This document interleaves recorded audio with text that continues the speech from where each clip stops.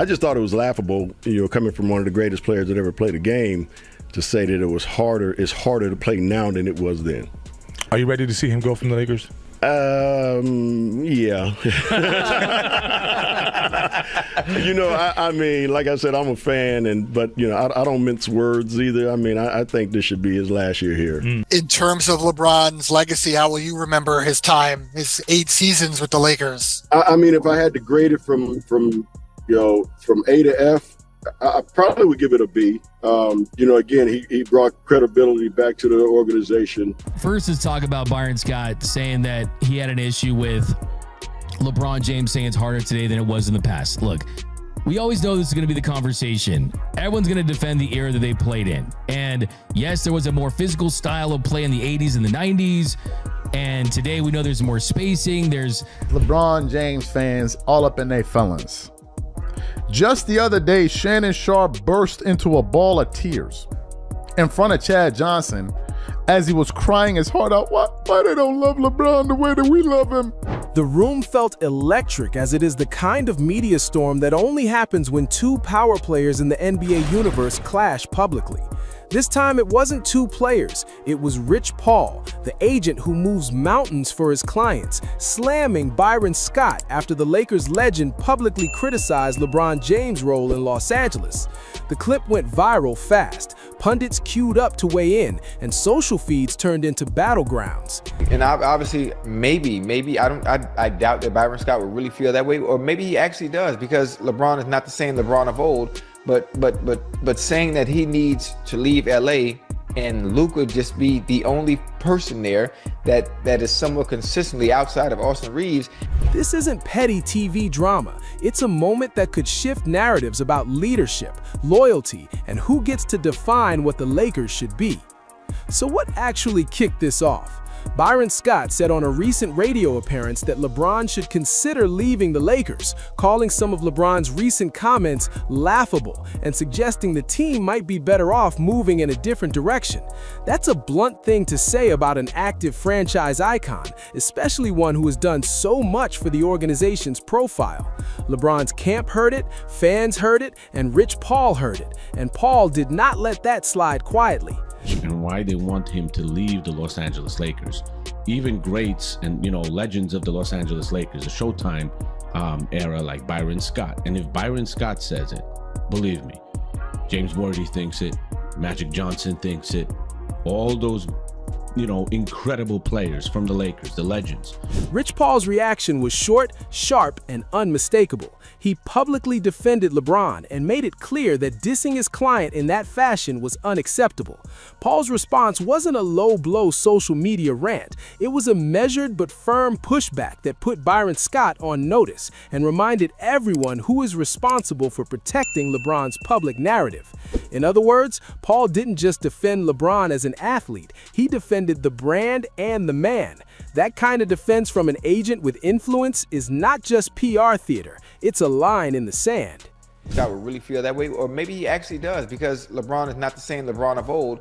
But saying that he needs to leave LA and Luka just be the only person there that is somewhat consistently outside of Austin Reeves makes no damn sense. So why is LeBron being the one that's being called out from Byron Scott when all the other issues that even Ray Charles can see that they have going on with the Lakers right now? Here's the part nobody is talking about. This clash isn't about one comment. It's a symptom of ongoing tension between franchise tradition and modern player power. Byron Scott, as a former Laker and 3-time NBA champion with LA roots, speaks from an era that worships a certain kind of franchise-first loyalty and old-school standards. Rich Paul represents modern athlete agency, the era where players and their reps push for control over career arcs, roster construction, and even public narratives. When those two views collide, the result is combustible, and the Lakers become the arena where both sides spar. Former Laker Byron Scott wants LeBron James off the team. Scott said, I think he should be his last year here. He don't have to go home, but you got to get the hell out of here. Ocho, are you surprised to see Byron Scott publicly calling for LeBron's departure? Byron's comment that LeBron should consider leaving the Lakers comes off as both strategic and personal. Strategic because he believes roster dynamics and organizational direction might not fit LeBron anymore. Personal because he's not shy about calling out what he sees as a failure of fit. Rich Paul's counter isn't just back your client. It's a broader defense of how modern stars operate, how agents protect their clients, and how legends shouldn't publicly undercut the players still writing their stories. In other words, Paul sees Scott's criticism as outdated and potentially harmful.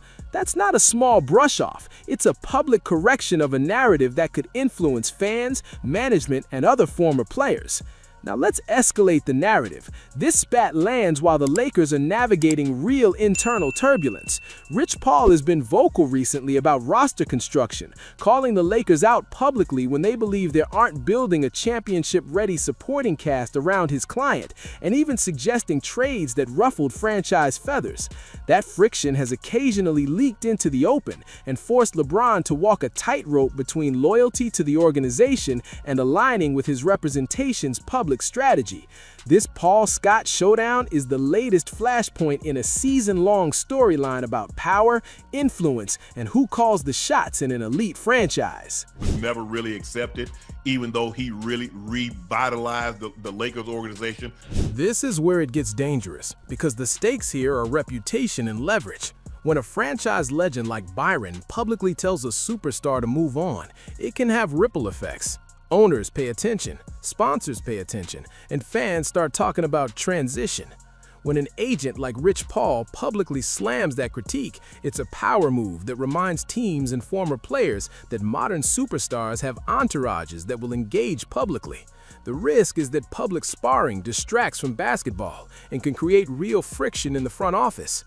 The Lakers are trying to win now and manage a future beyond LeBron. This isn't the ideal time for headlines suggesting the franchise is divided about its greatest player ever. Let's put some stats and facts on the table, because both legacy and present-day performance matter. LeBron remains one of the game's most productive players even late in his career. He still averages heavy usage, creates for teammates, and drops milestone after milestone.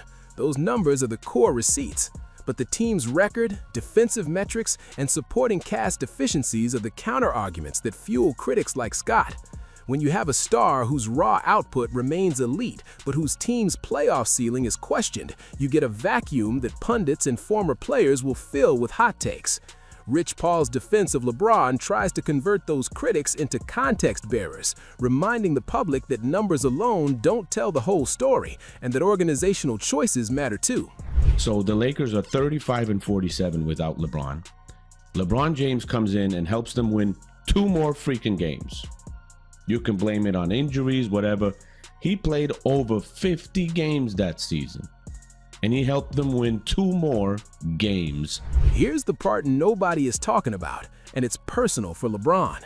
This isn't merely one critic, it's a former Laker whose weight and voice helped set the historical memory of the franchise. LeBron's relationship to Los Angeles has always been complicated. Glory and controversy have both followed. When a franchise elder suggests LeBron should leave, it can feel like a betrayal to someone who's invested years of his life, heart, and professional currency into that team. Rich Paul's defense functions in part as a shield, not just for LeBron's competitive reputation, but for his standing within Lakers lore. That matters when the franchise debates what's next. Ownership and public perception are influenced by these moments.